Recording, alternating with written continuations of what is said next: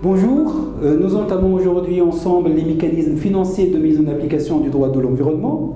Nous rappelons que dans le cadre d'autres modules, vous avez certainement eu l'occasion de voir des éléments liés aux mécanismes financiers et aux mécanismes économiques d'une manière générale.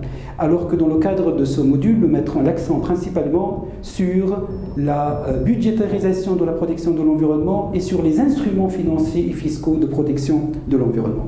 Nous commençons donc ensemble par cette première composante, la budgétarisation de la protection de l'environnement. Le budget de l'environnement témoigne de l'importance ou de l'intérêt que l'État ou la collectivité accorde à l'environnement. Ainsi, la part de l'environnement dans le budget général de la personne publique est très révélateur de son importance. Il faut à ce niveau-là distinguer le budget de l'environnement d'une manière générale du budget du département de l'environnement qui ne constitue qu'un élément du budget général. Au niveau des instruments de la budgétarisation de l'environnement, le droit, et notamment les lois relatives au budget, les lois de finances, traitent le budget de l'environnement exactement comme elles traitent les autres secteurs, en précisant toujours les ressources et les dépenses. Et comme sur le plan international, le financement de l'environnement sur le plan interne se fait aussi à travers la mise en place de fonds spéciaux de trésor qui constituent une exception aux règles budgétaires de l'annualité et de l'universalité parce que, comme vous le savez, les activités environnementales dépassent toujours le cadre d'une année financière ou d'une année budgétaire.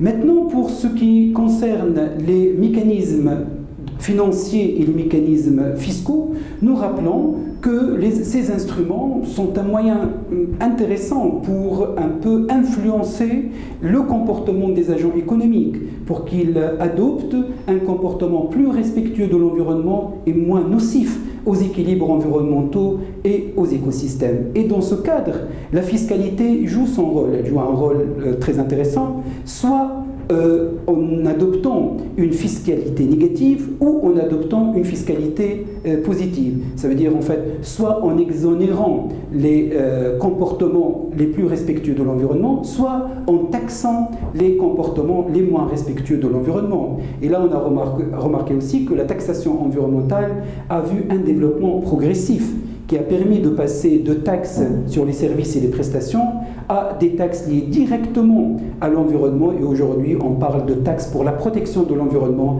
d'une manière générale, la célèbre TPE.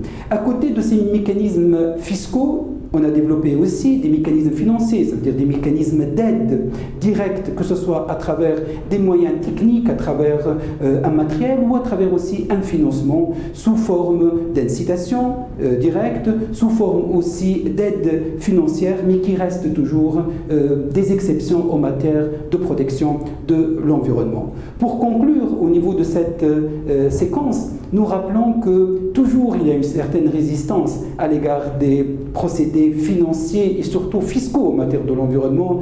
Donc un grand travail doit être déployé pour faire accepter ces mécanismes à tout le monde et notamment aux acteurs économiques. Et je vous remercie pour votre attention concernant cette troisième séquence. Et il nous reste un peu que de conclure lors d'une conclusion, lors d'une séquence qu'on va consacrer à des propos conclusifs.